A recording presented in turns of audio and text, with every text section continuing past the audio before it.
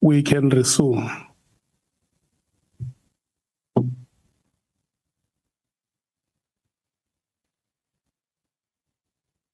Good evening, Honorable Chair and Honorable Members, everyone present. We are ready to resume, Chair. If General Mkhwanazi, you ready? Yes, I am, Chair. Yeah. Thank you so much. I'm handing over to you. Thank you, Honorable Chair.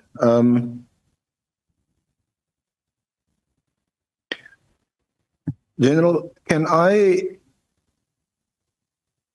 just put to you what reasons Minister Mkhunu will give when he appears? Of course, don't hold me to it. If he appears, he may add more or take away some that I'm aware of. But these are some of the reasons that I'm aware of. So I just want you to comment, really. As you like to say, I can't read into someone else's head or mind, but I'm just telling you what they were thinking. The one is that he received a number of WhatsApp complaints.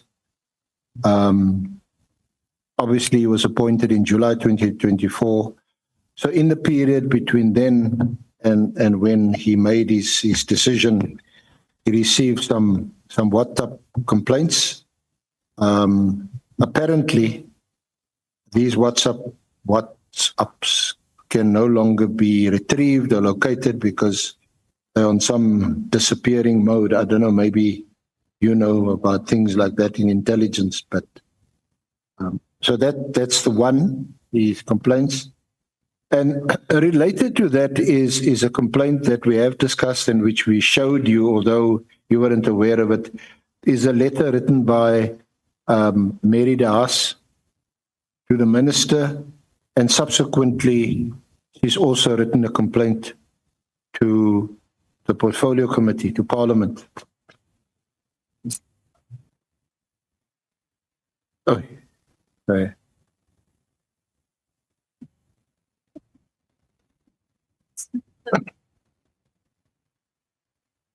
Chair, may I proceed?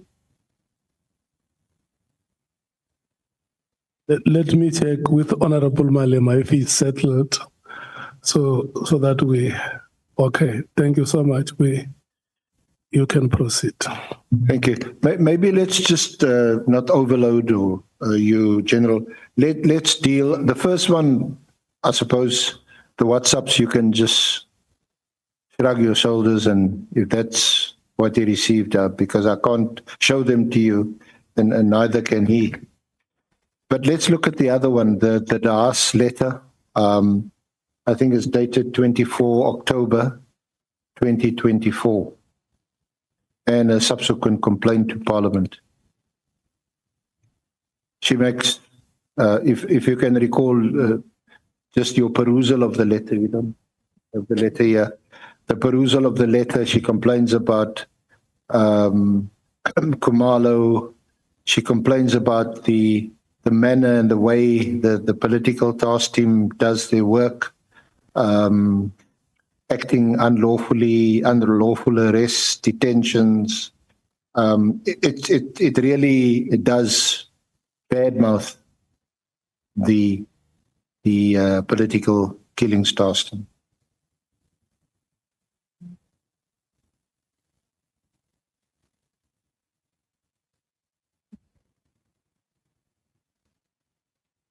Do you want to comment, General Mkhwanazi? On the letter from one of the reasons. Yeah, Honorable Chair, honorable members, with respect, I don't know the person called Mary de Haas. I've never seen her, I've never met her. But for whatever reason, out of over 68 million people in this country, there are only certain individuals that get so much mileage in the public space that whatever they say, the whole country knows about it. And whatever they suggest, majority of the people in the country tend to believe it. I want to challenge and I want to request this ad hoc committee to invite Meriti Haas, not visually. If she's in a wheelchair, we'll bring her here. But she must come here and sit in this chair and repeat that which she wrote. And then allow the honorable members to ask her questions. I did not start at the University of KwaZulu-Natal, but I learned that she's an academician. And I'm disappointed. If I was a student of Meriti Haas, if she was a lecturer, and she would have made me pass a certain qualification, I would begin asking myself whether is that qualification credible? Because you cannot be a researcher and you have someone sending you something and you believe it to be the fact and you go and communicate it out there as a researcher, if that's what she is. That's why I'm saying I don't know her. I'm beginning to question the institution that she works for. If she's indeed, because I heard that she's at the University of KwaZulu-Natal, the province I come from, which is a bit disturbing for me. Because, honorable chair members, with respect, I think Meriti Haas is a desktop researcher, if any. That's all she does. I'm not a researcher myself, but I believe I can do better than what she's doing. She, at one stage, she accused Gerald Khumalo to be the one behind the Cindy Somakatwa's murder. Gerald Khumalo is the one that arrested the criminals. He's the one that arrested the mayor, Ndobe, of Mzimkhulu, who later was released by court and he committed suicide. He's the one that arrested the municipal manager. He's the one that arrested the convicted fellow now. He's the one who arrested everyone. But because Meriti Haas is fed by a convicted person, because once you are convicted in crime, whatever you say tend to be questionable because you've already been found guilty by court. So a person who's found guilty by court sends information to Meriti Haas and the honorable member of this parliament, Mr. Adams, and they believe that. It's just disturbing, very much disturbing. So I don't want to debate much what she's saying. I don't want to argue in terms of the letter that she wrote, but if the Minister of Police, Mr. Senzo Mchunu, took the decision to write the letter of the 31st of December 2024, disestablishing the political killing task team, being informed by Mr. Meriti Haas' complaint, then I'm going to challenge that perhaps the minister, with respect, might need to go and relearn how to manage. Because as a manager, you don't do that. You do not do that. You arrive in an institution, you seek for briefing to be given to you, and you make your calculations about things. You then decide on the way forward. For the minister to come in, the executive of the organization, they are there in his disposal. He doesn't bother engaging them, but he listens to people who are outside the institution to give him WhatsApps that are disappearing. I don't know who told him that the WhatsApp disappearing cannot be retrieved. Maybe we need to help the minister. The WhatsApp are disappearing, they cannot be retrieved. The letters of Meriti Haas and many other people that influenced him and briefed him according to the reference letter that made him to reach a conclusion. You are briefed by anyone else other than the executive of this institution. And then you take a position, you believe this is the right position. So I'll advise the minister to perhaps go and get some training somewhere about management. General, I just to round off on Meriti Haas. I don't, of course, hold a brief for Meriti Haas, but Senior Counsel, I see Honorable Sangon is sorry, raising a hand. Thank you, Chair. I'm so sorry to disturb. Can we just be directed to where this letter is in the pack? That was my only intervention. Thank you.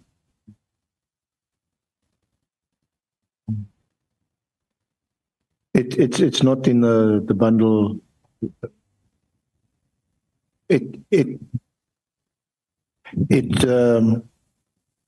It's not in the bundle thus far, but we can make it available if the honourable members request it.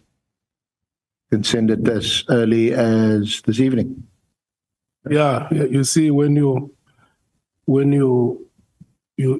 speak to the general, you say, "Can you please read it to the record?" So even yourself, when you make reference to an evidentiary material, you must also put it on record so that the members can have access to it. Thank you, Chair. Honorable Malem. So we agree that you can't take that line of questioning because we don't have what he's talking about. Because the conversation is going to be between him and the general. We are lost. It can't be correct that, remember, the SC is going to finish and then that document is going to be available to us tomorrow. We don't know what is really happening. So I think if it's not here, we are working on the basis of what is here. All the bundles that are here. If the SC wanted that to be part of line of questioning, he's the one who prepared this for us. He can't leave a document out and then come and question about it and say he can make it available when he had an opportunity to make it available beforehand. So we need to leave that one. That is exactly what I'm saying, because before he questions the general, he instructs him to read the material on record. And then once it is on record, questions will follow. So if you don't have that material now, SC, respectfully so, it will be unfair to the general to continue asking him questions on a material which is not before the committee. As you please, I was just putting a version of another witness, of someone who's going to be called, what his reasons were and for his comments, but we can leave it there, Chair. Yeah, Because one of the other reasons was some work study, which again we don't. We've seen it and we have a copy of it, but it's not part of the record up until now. You see, the other challenge that the members may have is that they do not have that statement of Minister Mkhwanazi now. And if we use it to ask the general questions, the day Minister Mkhwanazi comes here, members make reference to the answers that the general would have given or to the questions that you have fielded. And then he says, but at that time, I have not given you my signed statement, or at that time, you also did not have my statement. It may be problematic. So I am pleading that let's proceed in another line. Maybe a suggestion, if I may, Chair, is the letter will be made available before tomorrow or tomorrow.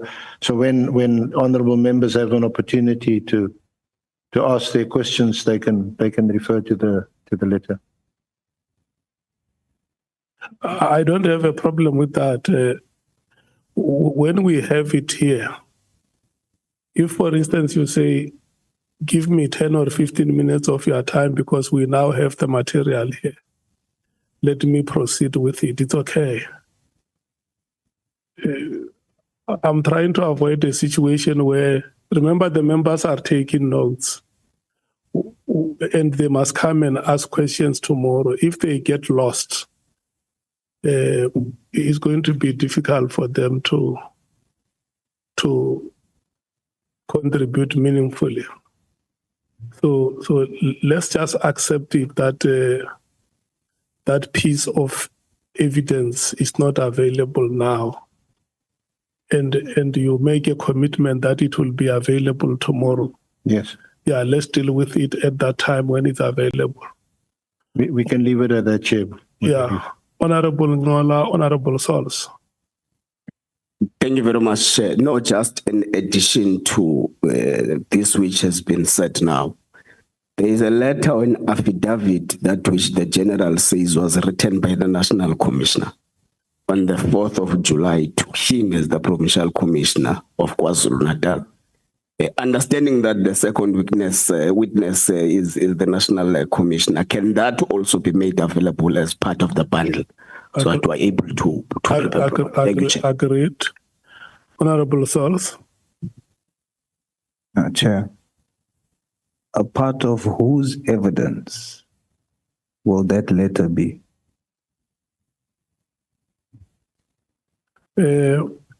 I beg yours, Honorable Member, I haven't heard you. The letter that Senior Counsel is making reference to, we are dealing with the witness statement from General Mkhwanazi. The letter that Senior Counsel is referring to. Or the letter from Someone has. Meridi Haas. Yes. A part of whose evidence is that letter? Yeah. Because we are dealing with General Mkhwanazi's witness statement. It's not part of General Mkhwanazi's witness statement.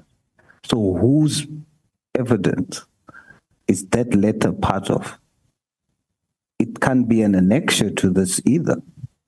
Is the Senior Counsel now submitting his own evidence?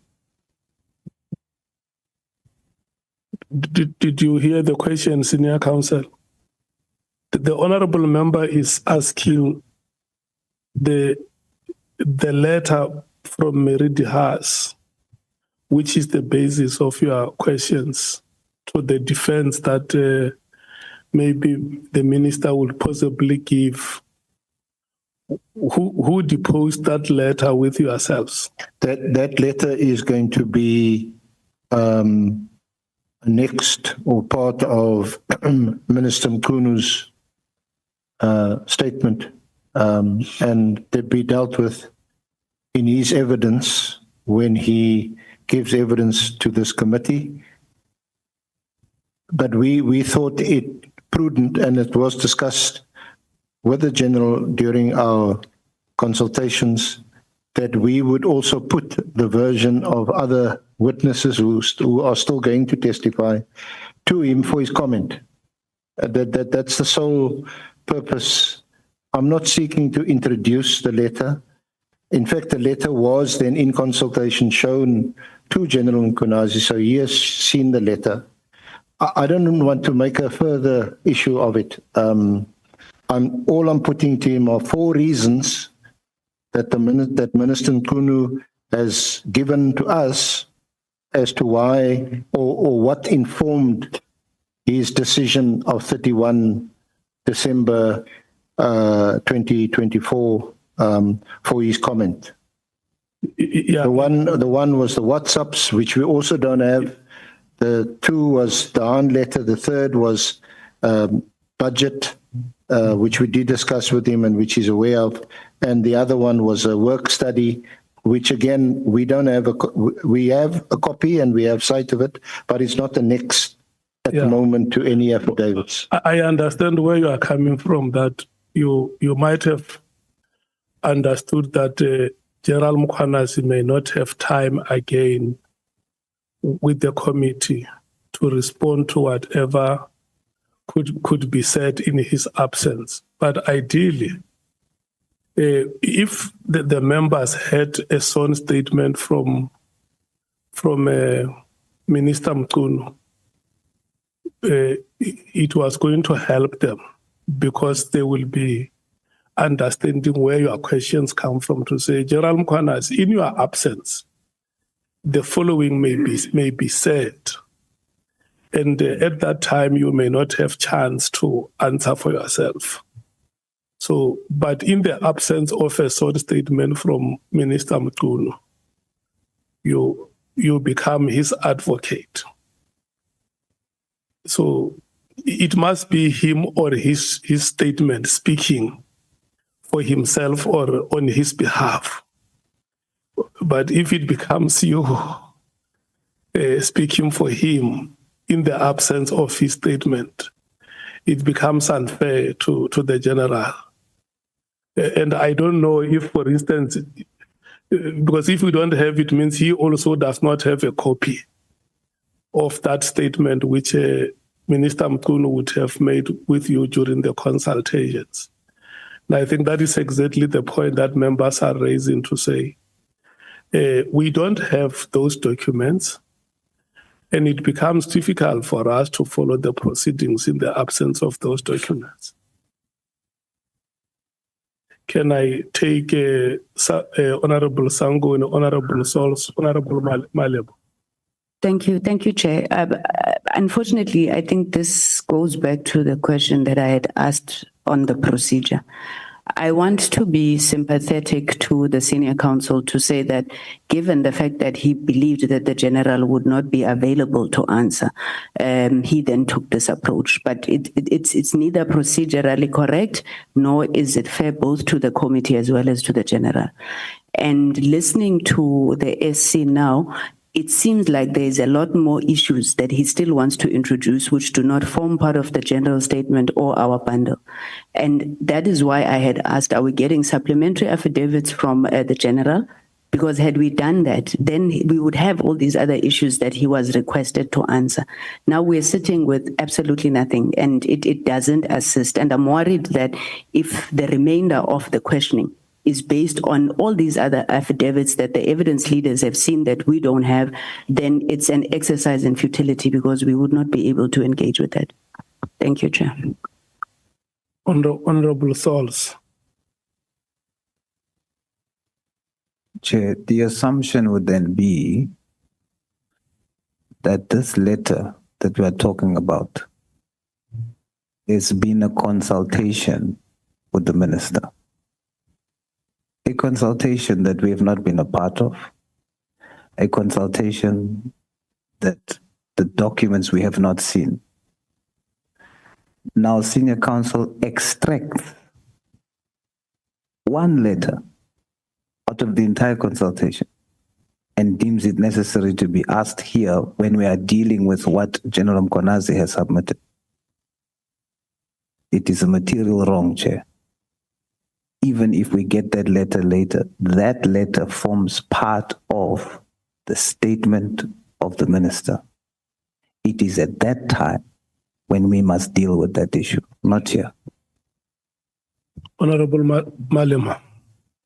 Chair, we have been observing and we thought we must not interrupt. This process must just flow as is, but where there is material crisis, we need to intervene. Evidence leader. This is General Mkhwanazi's evidence. You lead him on that.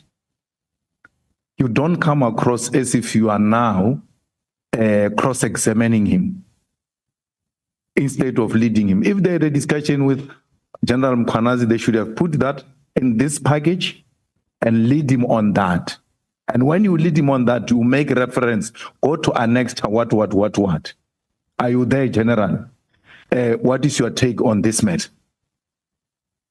Not wanting to shock him in the process and shock all of us, and then still be an evidence leader. I think you captured it correctly when you say the SC now becomes the advocate of a minister, that the minister is going to come here and say 1, 2, 3. Let's lead General with what we have before us, which they have accepted, that it's enough for him to come and answer questions here, and not talk about things that are not before us, and tomorrow they don't even come. So please, let's leave that line of questioning and let's proceed. Honorable Skosar. Thank you, Chair. You know, I thought we were back. We are going to flow. And it's unfortunate that it appears now that our evidence leader is bringing something which we don't have as members. And General Mkhwanazi doesn't have as well any knowledge. And it's quite disturbing that our evidence leader looks like now he's defending the minister who's suspended or who's on special leave here in his absence. I think it would be fair if there's any information, let's have this information too. Like my colleague is saying that it's like now he's an advocate for the minister, and it's not fair, Chair. Let's be beyond reproach. Even if there's other things, please, but let's try to avoid them. The suspended or the special leave minister is not here, and we don't have any document about him as yet. Hence, we agreed as a committee to have the General Mkhwanazi to appear first before anyone here. But we never anticipated this. We never anticipated this. And honestly speaking, Chair, we don't want to be a laughingstock of this nation. We can't allow this thing to really going on with impunity and unabated here. It's unfortunate. Thank you, Chair. Thank you so much. Senior Counsel, do you want to say something? No, thank you, Chair. I'll proceed on to the next topic. Yeah, but let me say this to you. When we came back at 3 o'clock up until the time we broke for dinner, we did very well. Your work has been very impressive. And I want to say to you that sometimes even the best defenders score own goals. But the moment of conceding an own goal must not take your quality away from you. Raise your head and face the next game. Let's proceed. Sorry that I'm performing like my team, but maybe I'll support another team tomorrow. Sorry, Chair. May I proceed on to the next topic? Yes. Thank you. General, again, sorry about that. Can we go to the meeting that was held before the Portfolio Committee on the 5th of March? You deal with it at it's at paragraph or at page 22 to 26 of your affidavit. You'll see on page 22, paragraph 44, the background and status of the political killings task team was on the agenda. Details of your interview, which we've already touched on Police Day 2025. That was in January, was it 25 January? So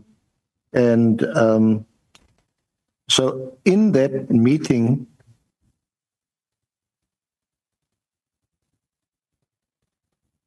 if I may direct your attention to paragraph 48, where you say, I also took the opportunity to address the committee and raise concerns that I had regarding a close associate of the minister, Mr. Brown Mkhwanazi, who, although outside of the SEPS, was in possession of confidential information relevant to the SEPS. My exact comments are as follows, and the quote is on page 23 and 20 and in 24 and ends at 25. You recall those comments? Yes, sir. Yeah. Do you want to comment on it any further? Errol, You can look at your affidavit at paragraph 49 and 50 and 51. Yeah, the 51, which is on page 26. I'm not sure if I follow you. So you want me to comment about what I presented or the response from the minister? The paragraph you're referring to is 49. Well, what you said and perhaps an opportunity if you want to elaborate or expand or explain further, then feel free to do that. And also, yes, then address the minister's response during that meeting and his response subsequently. Yeah, but perhaps, Chairperson and honorable members, if I were to summarize here, when we appeared before the Portfolio Committee on the 5th of March 2025, a presentation that I made verbally, which I think ran just over 40 minutes, I was raising issues that were dominating in the media space, honorable chair and members. The incidents that seems to paint a negative picture towards the organization, and in the main, focusing at crime intelligence.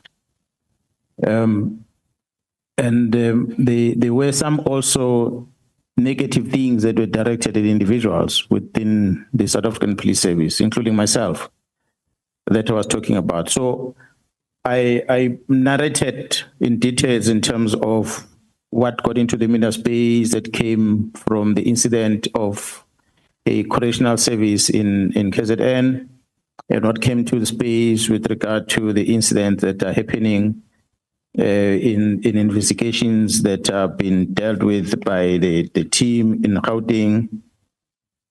But more importantly, Commissioner, Chair, Honorable Chair and Honorable Members, I wanted to bring to the attention of the Portfolio Committee the involvement of someone who's not a police officer on the matters of the police, on the affairs of the SAPS, and that was Mr. Mkhwanazi.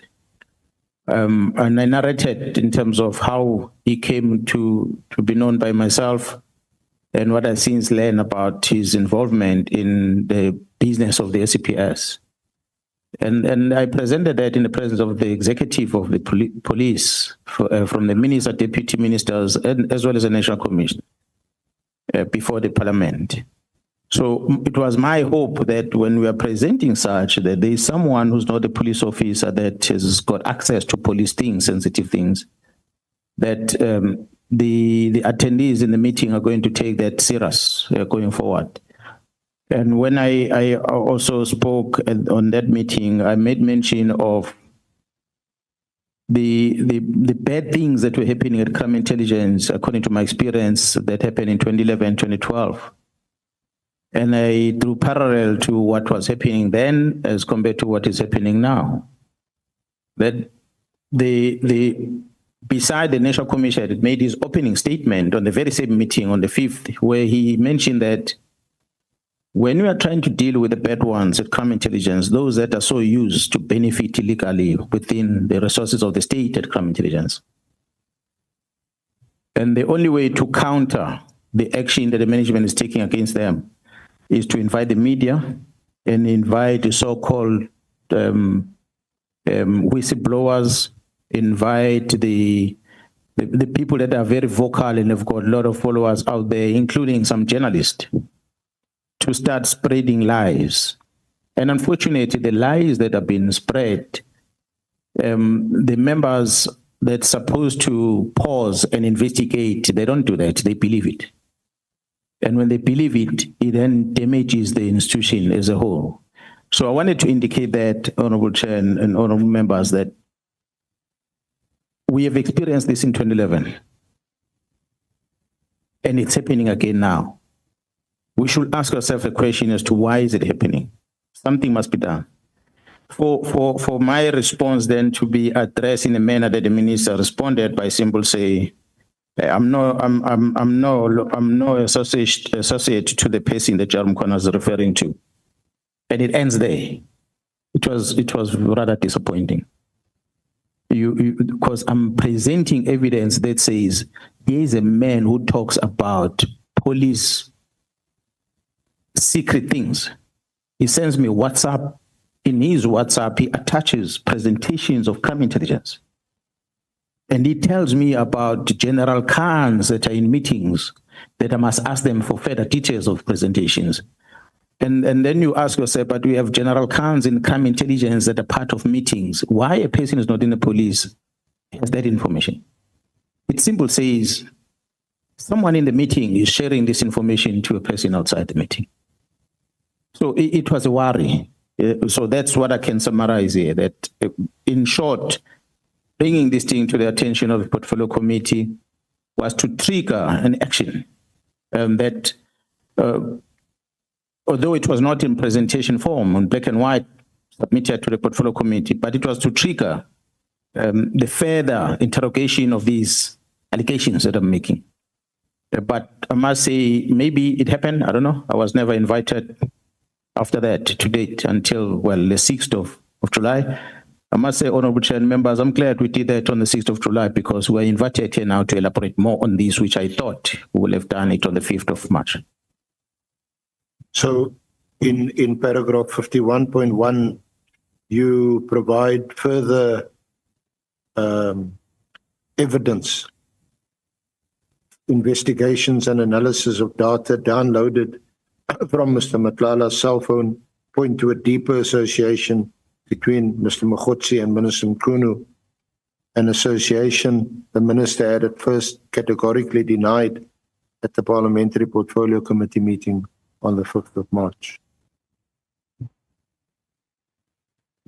You confirm that? Yes, I confirm. And then at the second subparagraph, through a series of WhatsApp conversations between Matlala and Mkhwanazi around the time the minister issued his directive to the National Commission on 31 December 2024, the only reasonable inference that can be drawn is that Mkhwanazi and Matlala were aware of the minister's directive, which amongst others aimed to disband the PKTT immediately. That's correct. So that is an inference that you draw, which you say is reasonable in the circumstances when you put the WhatsApp conversations together with the directive of 31 December 2024. Is that right? That is correct. Okay. Then, if I may just also, in terms of, this is still on the meeting of the 5th of March. The Annexure General and Honourable Members is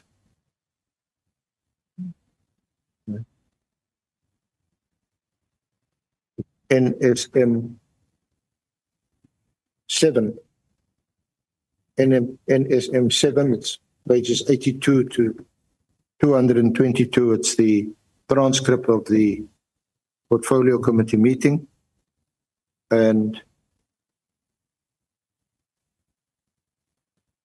I want to ask you to turn to page, it's 217 of the paginated bundle, the one on the right top, or page 133 of the actual transcript. You got it? Yes. Thank you. So if you see there at the middle of the page,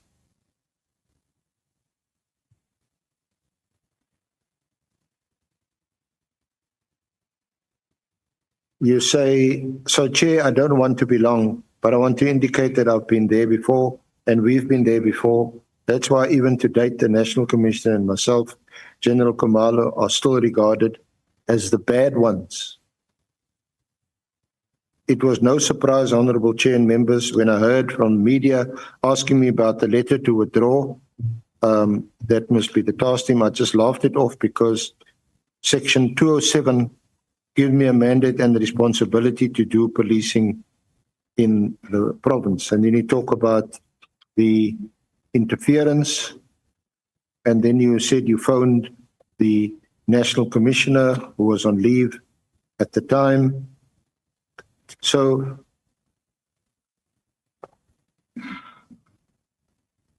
General, I just want to, I'm pointing this out to you and I'm just asking for your comment because this is on the 5th of March.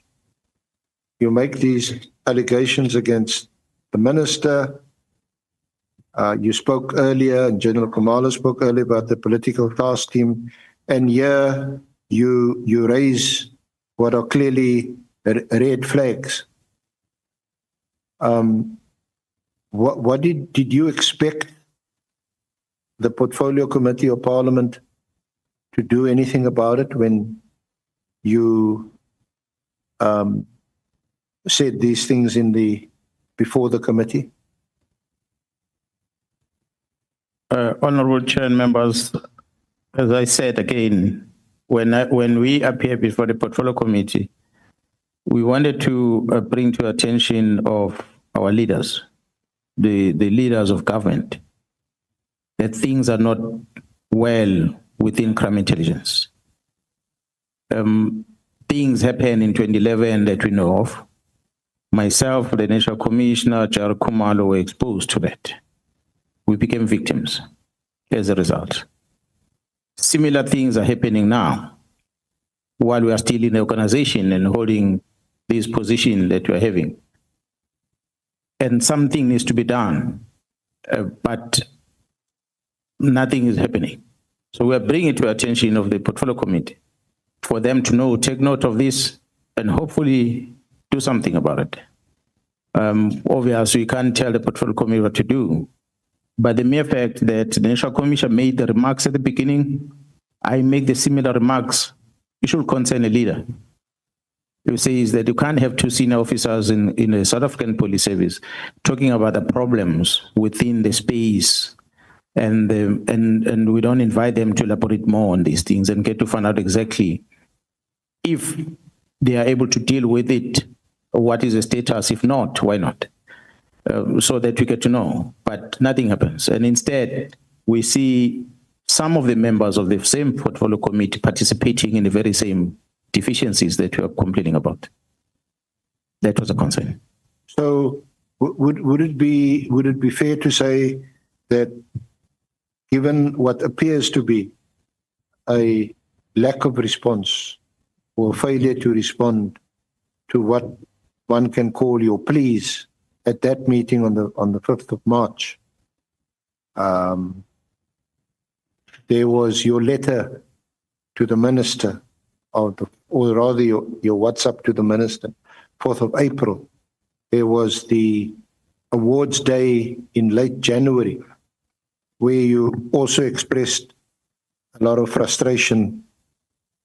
Did all that inform your decision to do the media briefing on the 6th of July? Yeah, that's correct. When you go to the different structures of government, one, you are frustrated within the legal system, which the judiciary seems to be playing a role. Yes, I did not escalate this personally myself to the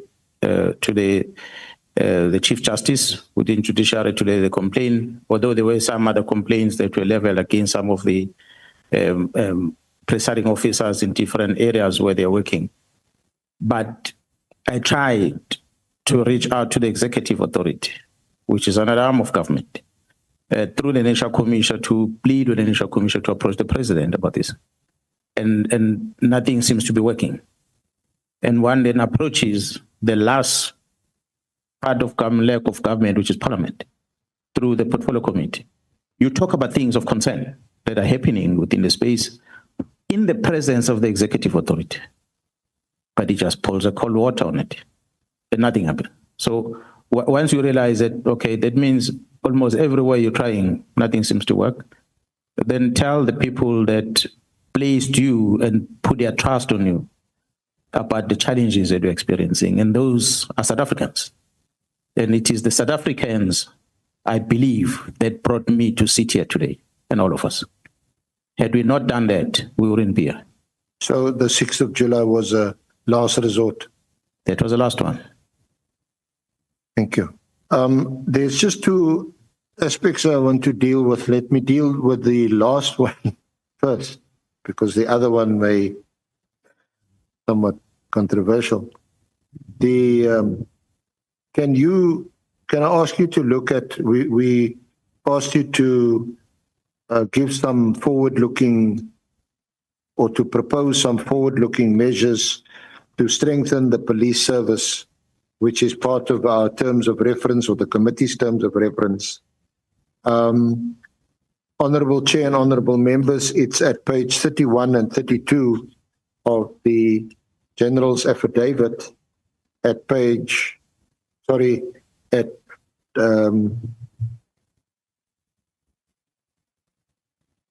paragraph 65, 65.1 through to 65.5.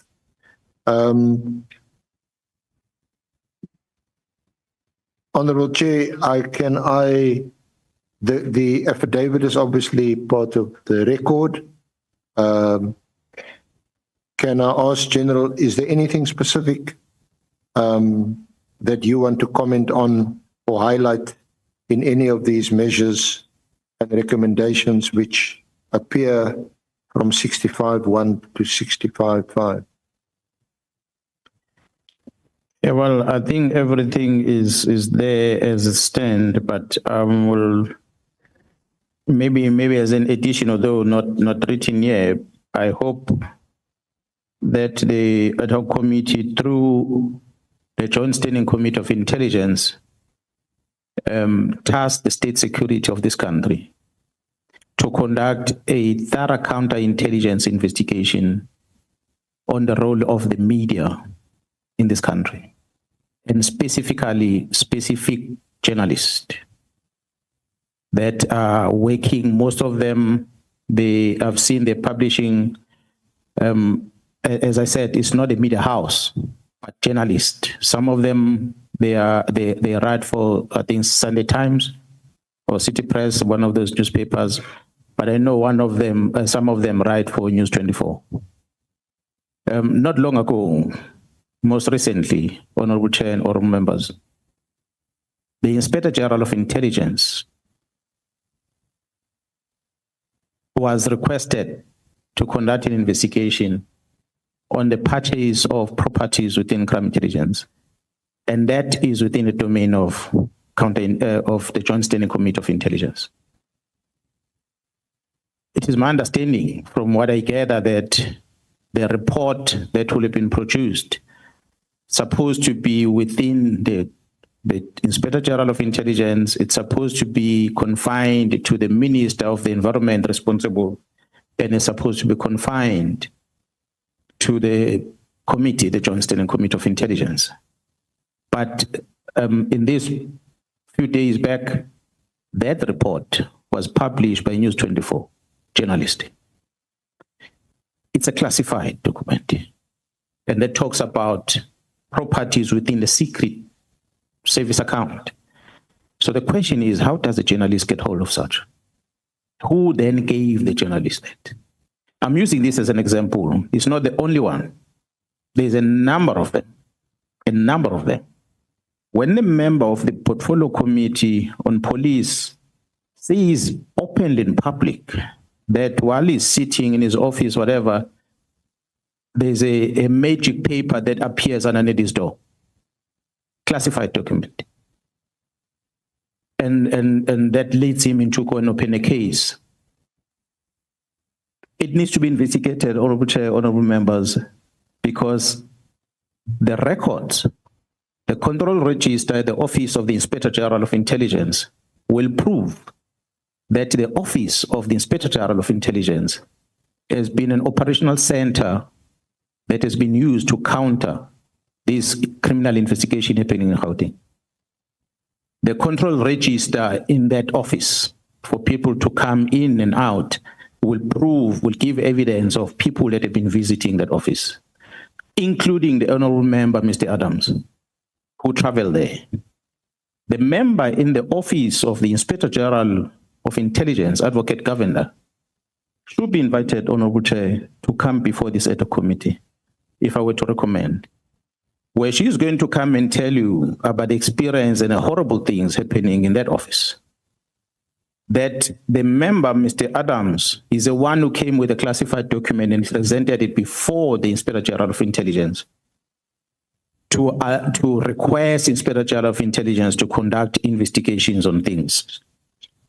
The members of IDEC have been frequenting the office of the Inspector General of Intelligence, where things were plotted against these members of crime intelligence. So it's an experience we had with the late former advocate Khadebe, who was an Inspector General of Intelligence 2011-2012, of how that office been manipulated.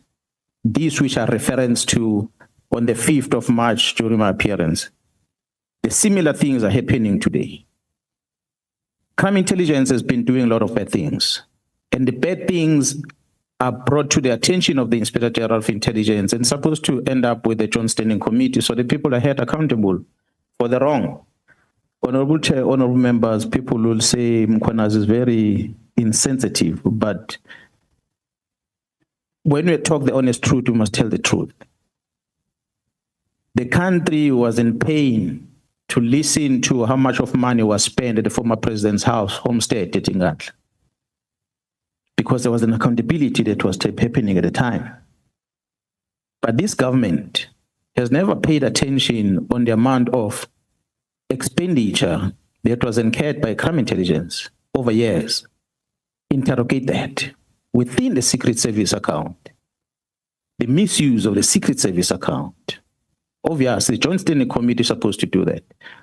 It's disturbing when reports supposed to be presented to such structures to hold people accountable. Nothing happens to it. We are sitting today, the country is in mourning because we lost one of our ambassadors in France. But then ambassador was a minister of police. As you switch on the television and you watch the homestead of the former minister of police, you're going to see a very big wall, perimeter wall, that was built by the money from crime intelligence. But nobody was held accountable for such, and reports are there. So 2011, we're experiencing all these things. It's members from crime intelligence that takes the money out of crime intelligence to use them to take control of the executive authority. The minister never asked for the wall. The members from crime intelligence took the money secret fund account to make that wall so they can get control of the minister. So tomorrow they can then loot that money on their own. Then the minister can't say anything. It's the same thing brings us here today. Minister of Police, Minister Mkhwanazi, was made to sign a letter by the raw people within the organization. They might have done something to him. He signs a letter, he committed himself, and today is in trouble because of that. Had he not signed that letter, he would not have been here. So some of the executive officials or authorities that are arriving in the South African Police Service, they had no bad intentions. But the raw within catches them. They take control of them and they do as they please after that. So as one of the things that I will recommend, Honorable Chair, defense intelligence, state security does not account to the open committees in Parliament. Perhaps we might want to start looking as Parliament on crime intelligence. They've got two accounts of budget is allocated to them, open budget and the COVID budget. Every time when you come to Parliament, there's always this confusion as to what you say on this, what you don't say on that. Because there are questions that are coming from Parliament that talks about COVID issues. They should be discussed in another committee, but they are expected to be discussed in this open committee. You can forgive some of the parliamentary members, they don't know that. They're going to know about a house that was built or bought. They throw questions and they want you to explain that. They don't know that belongs in another committee. Although you have members of the Portfolio Committee of Police who deliberately, knowing, having taken an oath, that they will never divulge the secrets of the state in public. Members that are part of the Joint Standing Committee of Intelligence who are supposed to keep the secrets there. And if they ask questions, they must ask in that line. They don't ask questions. I mean, if I digress a bit, Commissioner, honorable members, the member of parliament that I referred to before went out in the public and said, No, when I asked these questions, there was no joint standing committee of intelligence. And the member asked me to apologize in the national TV. I told everyone else that told me about that I will apologize to the honorable member. I'm apologizing that the honorable member had forgotten the oath that she took. I forgot. I apologize for it. That she took an oath. That oath has got an expiry date according to her. That this one is valid only for the period when the joint standing committee exists. When a joint standing committee doesn't exist, that oath that she took, it expires. The honorable member that forget that she took an oath before South Africans in parliament not to divulge the secret of government. And she forgot about the oath. I apologize for that she forgot that oath. And she asked the questions in February and the likes. But I must also apologize that the honorable member forgot that in April, May this year, she took an oath as a member of the Joint Standing Committee of Intelligence. But she still comes to the Portfolio Committee of Police and asks questions about the secret fund account. 3 questions that the police had to respond to her and say, sorry, ma'am, this does not belong here. The chairperson of the Portfolio Committee of Police knows that because I did share with him. This I shared because she denied the initial statement. Then I wanted to prove that it didn't only end there. I only made reference to some few things, not all. So there are many examples, Honorable Chair and members, that one can put, but amongst these recommendations that are put in here, one of them that maybe I didn't write is really to interrogate whether is it necessary for crime intelligence to account in an open committee? Perhaps that's where the problem comes from. Because state security don't hear much about this. Not to say things are hunky-dory that side. Defense intelligence don't hear anything about this. But crime intelligence always in the middle. Why? It's because you have a portfolio committee of police that holds them accountable. So perhaps the budget must just be moved covertly, all of it, so that it goes to one committee, joint standing committee, being handled there. Whether good or bad, but it is regarded as a covert fund completely. So that is one of the addition if we were to include Honorable Chair and Honorable members on these recommendations. But maybe to narrate on some of those that are here, Honorable Chair and members, I had requested on the first one that the South African Police Service senior management, and I hope the honorable members know where the senior managers in the police start from, is brigadiers and higher. Once you become a brigadier and higher, at least there must be a lifestyle audit that is conducted to all of us. And it must not be a once-off thing. And it must not be done by the police. The committee might want to find an independent entity to do that. And the report be given to a chairperson of the Portfolio Committee on Police, and then it can be elevated to Parliament. But basically, the employment condition of a police officer needs to be conditional. It cannot be just a permanent thing. You come in, you work until you retire at 60, whether you are delivering or not delivering, whether you are rogue or not rogue, you just enjoy a salary every single day. We have to review that. So lifestyle audit is what I'm calling for. We all must be subjected to that, so that you get to understand where does Mkhwanazi get the money to buy the suit? Can he afford it? And many other things that we have as police management. And I will also request that perhaps the committee, ad hoc committee through Parliament, really look at the vetting process or the employment condition in the police, because when, I don't know if honorable members knows the levels of vetting. You have confidential things, you have secret things, you have top secret, and those different levels. It is a given thing to say everyone must be given a top secret, and I don't think it's classified. What is it that this country regards as a top secret? And therefore, who must have access to it? Because the moment you regard something as a top secret, it means it's something that if you reveal that to the public, it's got a potential of undermining the security of the state. It must be highest level of order that you can get, top secret. So it can't be everyone that gets it. When you come and look at the police, how many people that were expected to get top secret, some of them you really ask yourself a question, is it necessary? Does this person really have to get into the top secret? There's no classification, categorization of this a post level, a post that the person is occupying, and what type of classification must be there. So I think there's a standard that needs to be set, and this vetting to be done prior to the employment of a person. Honorable Chair and members, I like what SIU is doing. They vet people coming in, and if they pick up something in between, they're subjected to vetting again. So their risk management in terms of corruption is a little bit better than ours as a South African Police Service. So we might want to learn something from what they do and also adopt the same. So I'm going to invite that perhaps the members assist in terms of reviewing the employment condition of police officers. In the legislation, the DPCI legislation was amended to say any member of the Hawks that comes in must go through this process. People like myself, I'm not subjected to that. In a matter of fact, Honorable Chair and Honorable members, majority of us don't even have those security clearance certificates. The reason being, there's manipulation in the police.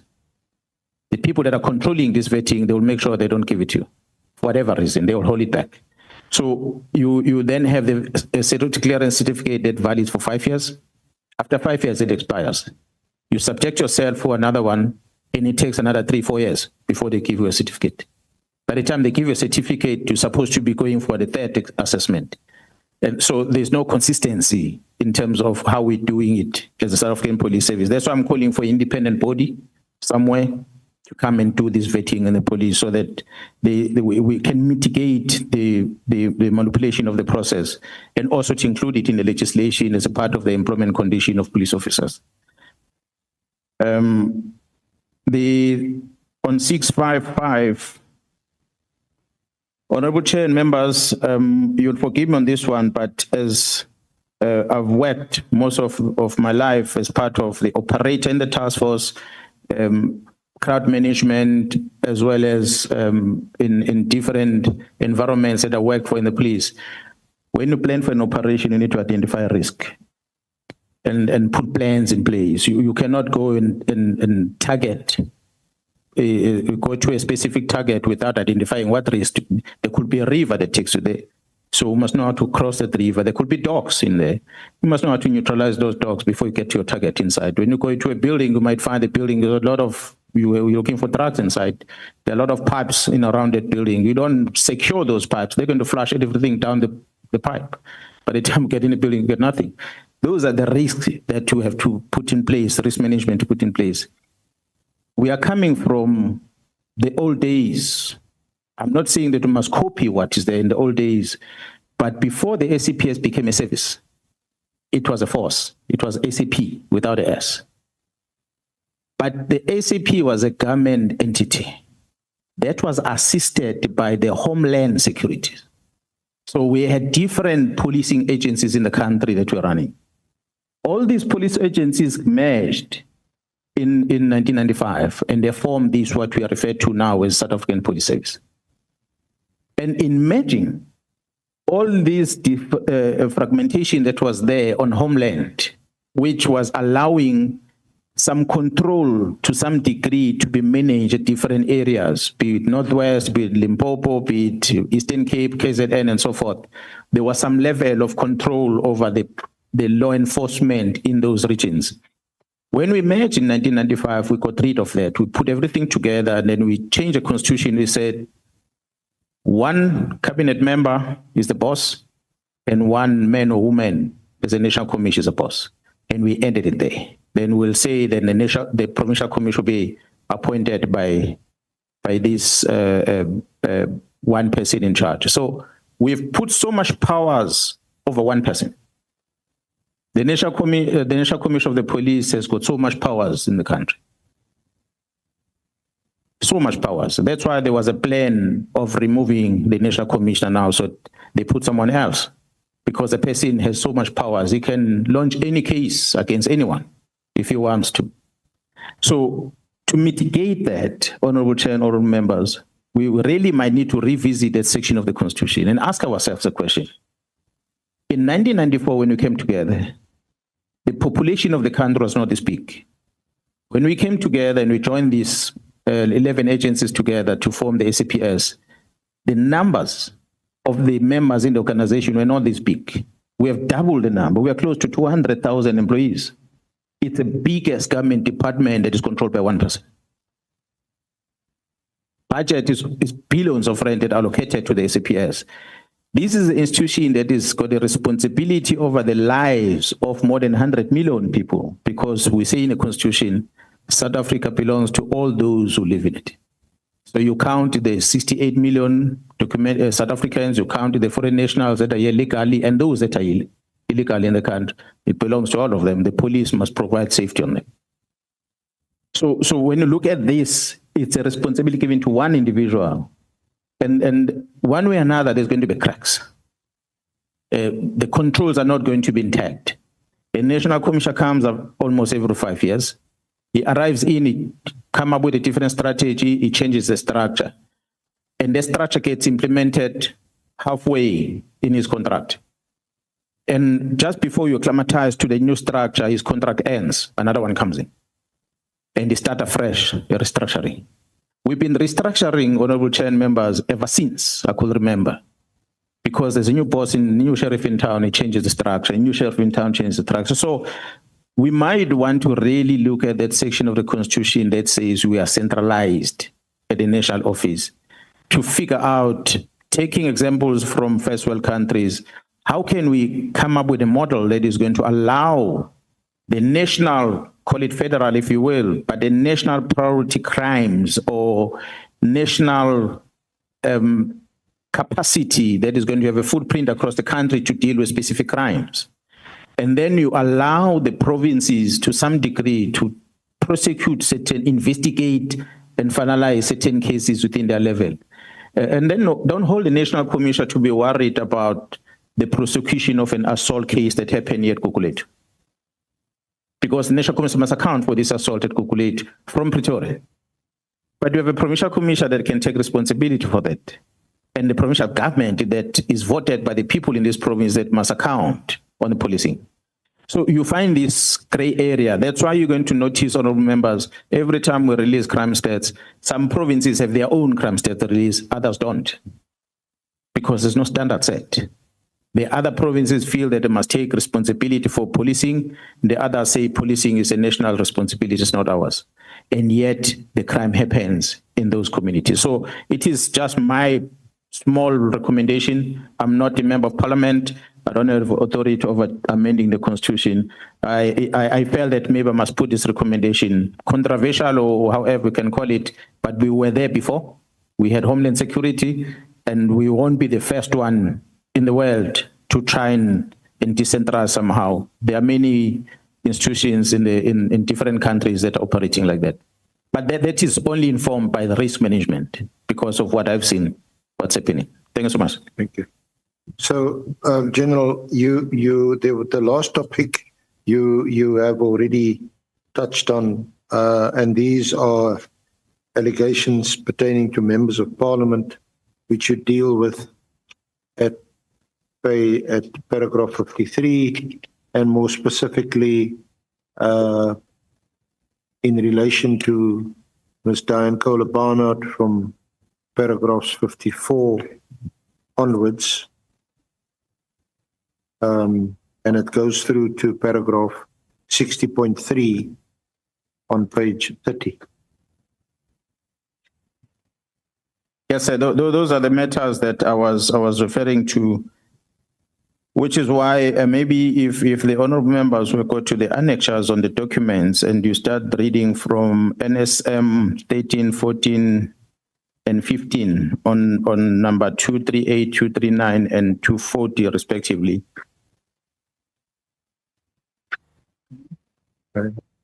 You're going to see on the annexure, the annexure number is written at the top corner. It's written 238, top right corner. Is NSM 13. Yes, towards the end of the annexations. Honorable Chair and honorable members, I want to give this as a classic example. That's why I was apologizing on behalf of Ms. Kohler Barnard that she had asked me in public that I must apologize. That she forgot that she was a member of the Portfolio or Just Standing Committee of Intelligence. Therefore, she should have known about this. On 238 NSM 13, there was a question from Parliament that was talking about the procurement of properties within the South African Police Service crime intelligence. And the response to this question was that this matter must be referred to the Joint Standing Committee on Intelligence, which has an oversight responsibility over intelligence. That is one. If we move to the next page, and that one, question number 326 that came from Parliament in February, on the 14th of February.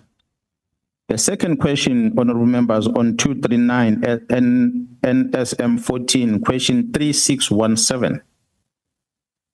This question was asked in June this year. And in June this year, Ms. Kohler Barnard was sworn in as a member of the Joint Standing Committee of Intelligence. She asked this question. And here she wanted to know about the investigation report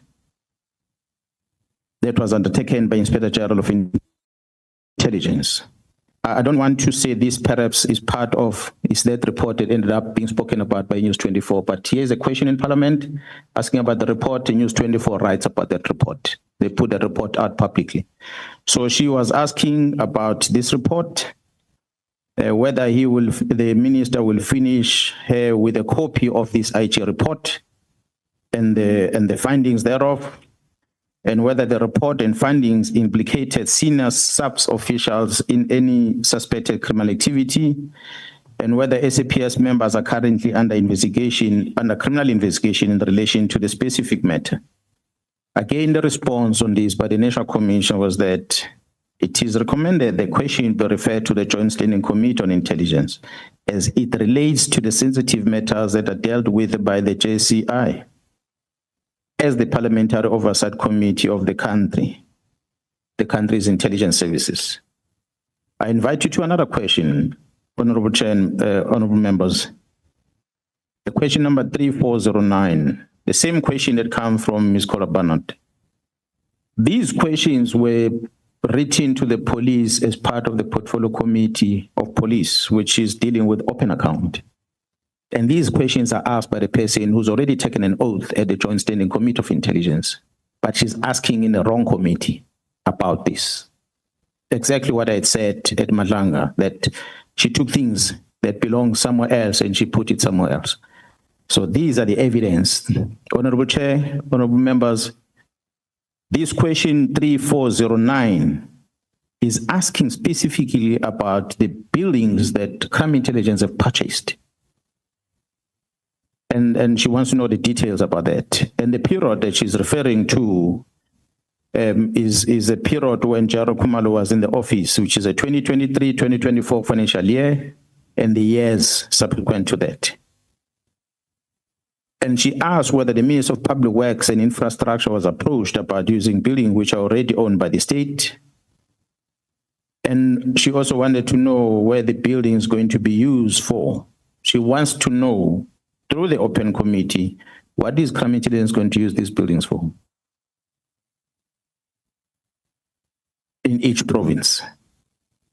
The response, again, Honorable Chair, honorable members, from the National Commissioner, which is dated the 28th of June, just a week before my public address, that given that the question relates to sensitive matters, it is recommended that this matter be referred to the Joint Standing Committee on Intelligence, the Parliamentary Oversight Board in respect of all intelligence services, including the Crime Intelligence Division of the South African Police Service. Honorable Chair and honorable members, this is just but, I repeat, this is just but an examples of the things that we're putting before you. There's other evidence that we have in our disposal that we don't think it's necessary to put them here because they belong to the Joint Standing Committee of Intelligence. I've said it before, that examples we're going to cite a few. We cite example, the member goes to the media and challenges us, and we have to then provide further examples. Honorable Chair and honorable members, I've said it before when I presented at the commission, which is my statement is a reference to, that crime intelligence have got their own ways of operations that don't 100% conform to the norm that we all know and understand. How they acquire a facility, they do not acquire a facility through public works. And Honorable Kohler Barnard knows that because she's been in this committee for that long. The crime intelligence have been leasing buildings as safe houses. They've been leasing properties.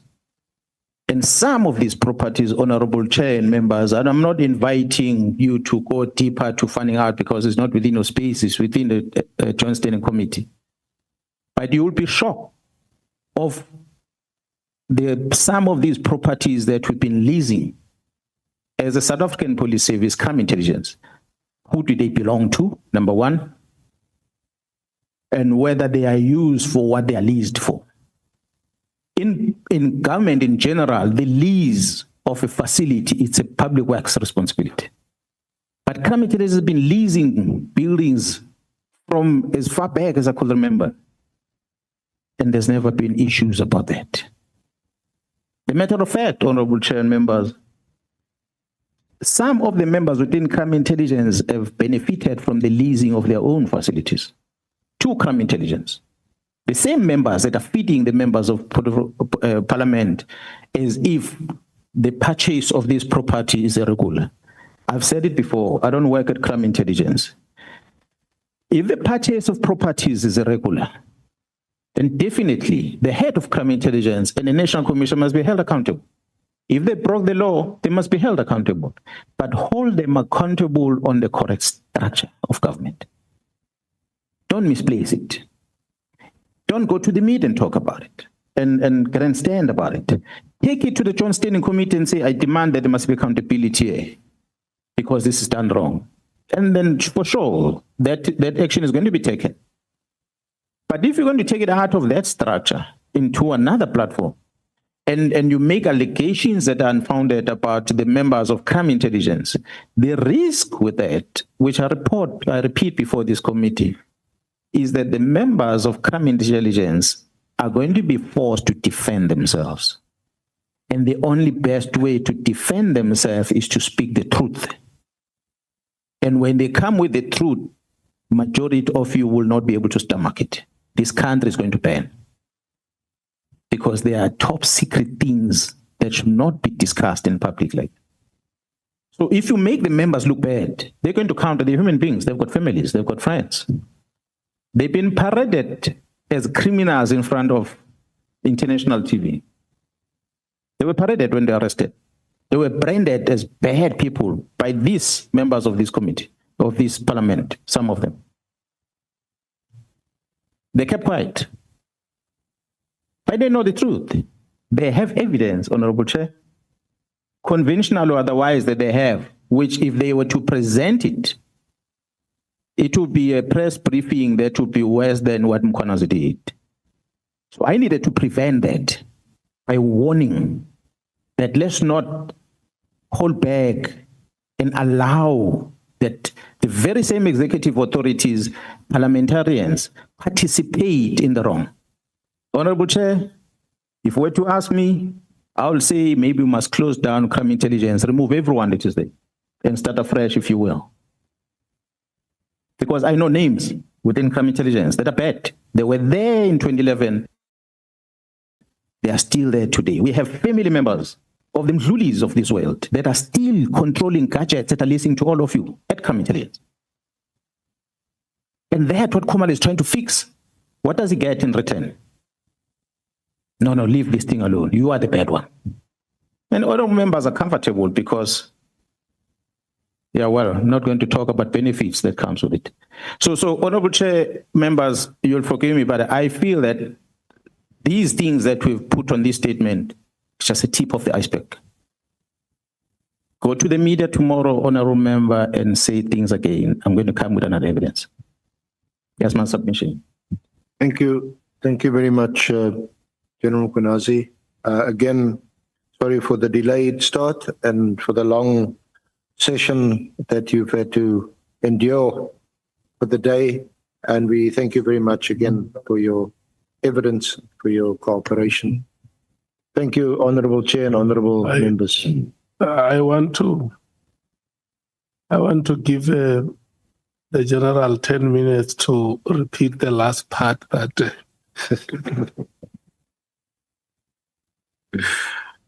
I was looking at your faces when he was presenting the last part. But okay, it's fine. Honorable members, let me check before I thank the senior counsel and the general. I want to check with you, honorable members. Are there any hands?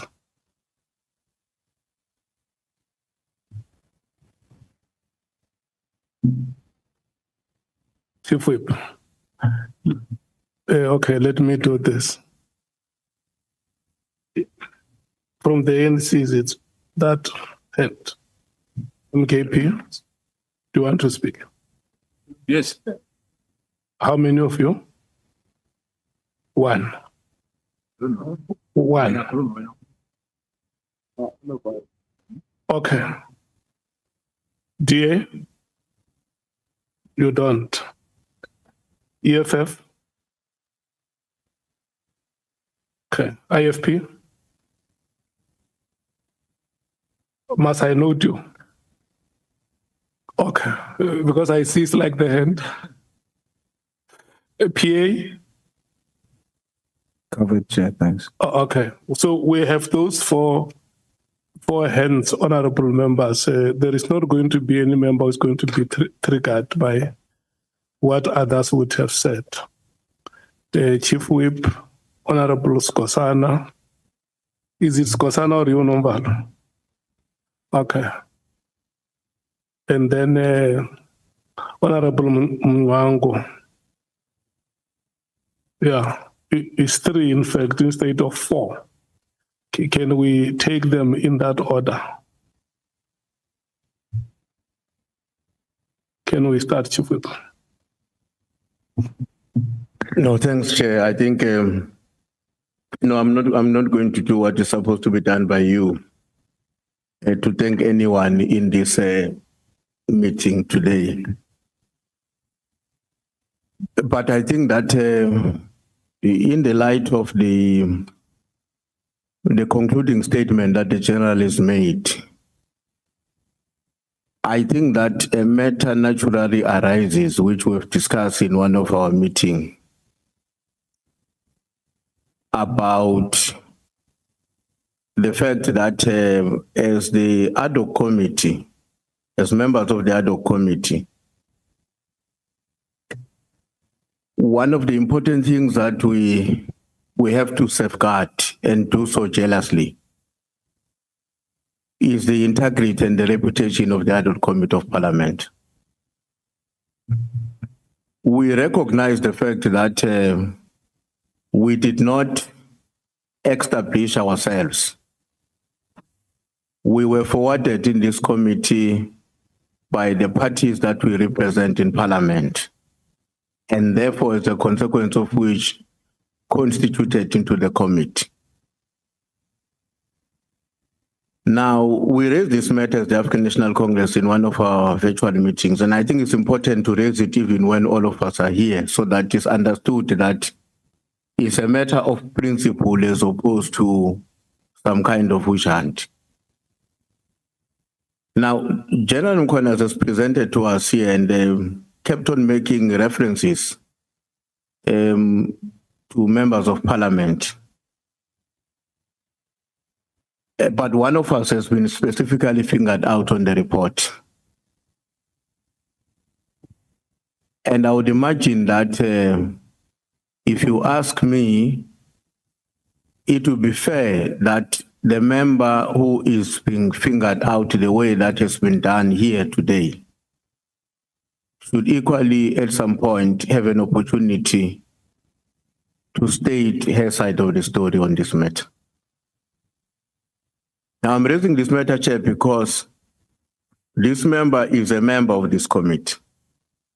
And I think we need to help each other as committee members as I said on that day, that it may very well be that it's not the majority of South Africans who are worried about the fact that some among us are implicated in some of these serious allegations. But the fact of the matter is that we have an obligation to strive to ensure that as much as possible we enjoy the confidence of the entirety of the South African population, including those that may be in the minds of others, the small minority that may be concerned about any of us being implicated in what is being discussed here. Now, Chair, I want to conclude by saying, therefore, in this context, I think we need to place it formally as the African National Congress that it is our considered view that the member concerned, Honorable Diana Kohler Barnard, and the party she represents must properly reflect on this reality and act in a manner that protects the integrity of this process and Parliament in general. Because it's our considered view that to proceed as if we have not had anything today. Now the general is before us and he has made a presentation. It will constitute a relation of duty on our part as members of this committee. And we are convinced as the ANC that it cannot be allowed to proceed without any comment about what needs to be done. So we would like the DA and the member concerned, starting with the member, to consider withdrawing her membership from the committee to protect all of us. But we equally want to persuade the Democratic Alliance, which has got 87 members in this parliament, that it can't just be about one member when the reputation of the committee in its entirety is at stake. So that is the first issue that I wanted to raise, Chair. The other issue, I don't know whether I want me to raise it here and now, or I must suggest it in the morning. It has to do with our thinking about how we should manage the proceedings tomorrow. If and when, as it was agreed, the proceedings are going to be entirely about what we as members of the committee are now asking the general. So you can guide me whether I should make that suggestion now, or you might have had something in your mind about how to handle that process, maybe now or in the morning. Okay, let me hear the other two speakers. I will be making a decision whether I should rotate amongst members to hear what their views are. Honorable Skosana. Thank you, Chair, once again. I just want to concur with the chief whip of the largest party. I've said this before as well in our meeting. Before General Mkhwanazi gave us the evidence as well with us here, because we had this anyway. But we didn't say anything about it. We asked that the honorable member must recuse herself. Now, we are here today. The general has given us a little bit of context about exactly what happened. And he said vividly that he doesn't want to go deeper. But he has a lot. If he's challenged, he will reveal more, which might not be for the benefit of this country. This ad hoc committee is not challenged by anybody in court. The Madanga Commission, as we speak, we challenge it as Mkondo Wesizwe Party. The appointment of the acting Minister of Police, the suspension of the suspension or special leave, which President Ramaphosa placed Mkhunu on leave, is still challenged. The Constitutional Court has referred us back to the High Court.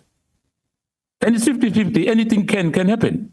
Even though we know that the judiciary, I don't want to get to reveal more as well on that. But this committee, the ad hoc committee, is not in any court. And let's avoid that. Let the honorable member do the noble thing and recuse herself. The DA, as the chief whip of the largest party has said, they've got many members. They can nominate anyone. But for us to go and sit here, especially after this explosive revelation by General Mkhwanazi once again. My colleague earlier said that he doesn't want us to find ourselves at the end of this ad hoc committee. On the review, we are found wanting. So let's do the right thing. I thank you, Chair. Chair, can I rise on a point of order? Oh, okay. General Mkhwanazi has led his evidence in chief. It's only fair that you close his evidence in chief and release him and raise these matters that you are raising. Because what does General Mkhwanazi have to do with this kind of discussion we're having? He has made his input. He has told us he will give us more if we challenge him and all of that. His evidence in chief is done. Please release him if you want us to get involved in this kind of discussion. It's not done. That a witness gives evidence and then immediately a committee gets into a discussion as to how do we evaluate that the evidence and take a decision. Where have you ever had that? We cannot convert this into a kangaroo court and be unfair to the witness. He has made his points. Please thank him and release him. And if the chief whip of the majority party wants us to remain, because there is an urgent matter, we remain and discuss it in public, not even in private. Have this discussion in public, but not in the middle of the evidence in chief of the general. Close the general's evidence in chief and let's have this discussion. We did not raise hands because we thought people are doing something else which has got to do with general. We are now on general. Whatever input you give when he has taken a stand, it must be directed to him. And anything outside that, now you are putting two people on the stand. General Mkhwanazi is still on the stand, and honorable member is in a way being put again on the stand. At the same time with General Mkhwanazi. General Mkhwanazi gave us what he needed to give us. It's up to us to take a decision after we released him and thank him. I think it's procedurally fair. Don't open a debate of what needs to happen with members who are implicated in the middle of an evidence in chief. Thanks, Chair. No. Honorable members, I noted, just hold. I will give you a chance to speak. I noted three hands. That is the hand of Honorable Ntuli and Honorable Skosana. The last person is Honorable Mwango. It may be unfair, Honorable Malema, if we release the general without knowing what Honorable Mwango wants to ask. And then we will then make a decision on the inputs of the two members. So let's give Honorable Mwango a chance.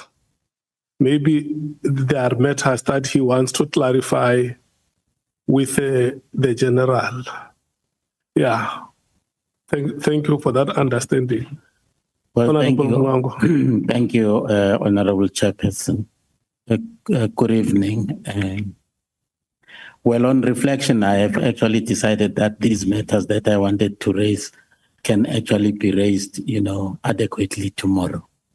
So therefore, I want to withdraw and actually thank the opportunity that you had given me. Thank you.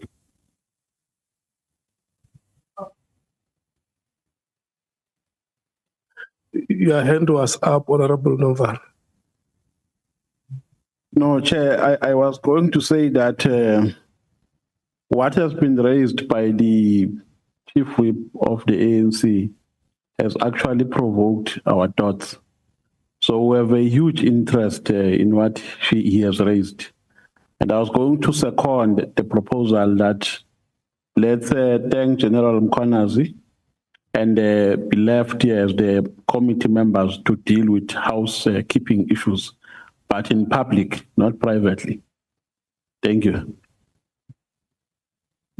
Yes. In fact, what the two of you, Honorable Malema and yourself, is that we must release him as a witness. But as a South African, he still has a right, if he so wishes, to sit that side of the gallery. But what we do is to release him as a witness. Honorable members, on your behalf, let me take this opportunity and thank Lieutenant General Mkhwanazi, the Provincial Commissioner of the SAPS in the province of KwaZulu-Natal, for the time that you created to be with us. Let me tell you, at some point, we discussed as a committee in your absence when you had the dilemma whether you must be here or you must be at the commission. And we went back to the committee. We gave them a report about the letter which you have written to us that you want to cooperate with the committee. Unfortunately, you find yourself in a situation where you can't divide yourself into two halves. One half be with the ad hoc committee and one half be with the commission. And we want to thank you from that moment up to the point where you came before our legal team to do consultations. You were here this morning when we started. We had our own incipient challenges, but you were patient with us. The committee sent me to come and meet with you to apologize for the mishaps that would have happened this morning, and I haven't had any misgivings or any qualms on your part, and I want to heartily, on behalf of this committee, thank you for your humility, the endurance that you have shown to stay the course here until the point where we are here. We are concluding the evidence that you have presented before us here. We hope to be with you again tomorrow so that you can come and have a field day with the members and whatever questions they may want to raise with you. And what we will do tomorrow is to ensure that the same atmosphere that we had today between you and the senior council should still prevail. The members have said it's their agreement that questions must be fully answered and satisfactorily. I can assure you there will not be any emotions. All of us are about this country, South Africa, in which we all belong. And I hope that honorable members will have enough time to do reflections and come here tomorrow prepared to raise any issue that they feel is in the best interest of the people of South Africa. For that, I want to thank you so much for availing yourself. You are the head of the police services in that province, is the second largest province in the Republic. 1 minute away from that province is a concern in terms of spiraling crime statistics in the country, but you still gave yourself chance to be with us here because you feel that you can play a role in the renewal and ensuring the safety of the South African society. Lieutenant General, we have come to the end of today's proceedings with you as a witness. But like I've said, as a South African, you have that imprescriptible right to join fellow South Africans on the gallery in the event you may wish to follow the proceedings of the committee. We are resuming at 9 o'clock tomorrow at this venue, yes. So we want to thank you so much and all the best.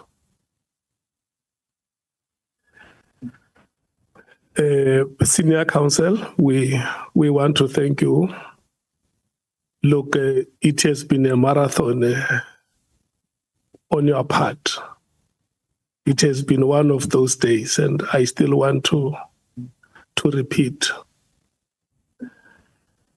The best cricketers can still be dismissed for ducks in some matches. But that does not take the quality away from that cricketer. If you are an accomplished batsman, you will always remain that. If you are one of the best bowlers, you will always remain that regardless of the moments, the low moments you would have encountered. I think all of us have learned. I did an interview during a dinner. I took responsibility on behalf of all of you. When they asked me, I said, I am the chairperson of this committee.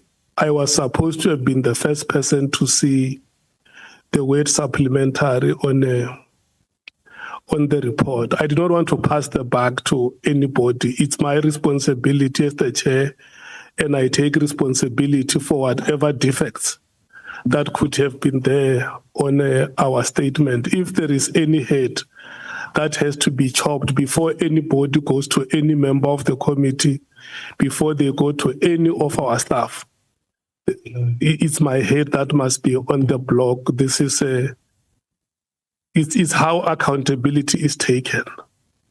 So we want to thank you so much, and your team. Very encouraging to see young South African females doing work for their country, and Lerato and Maria.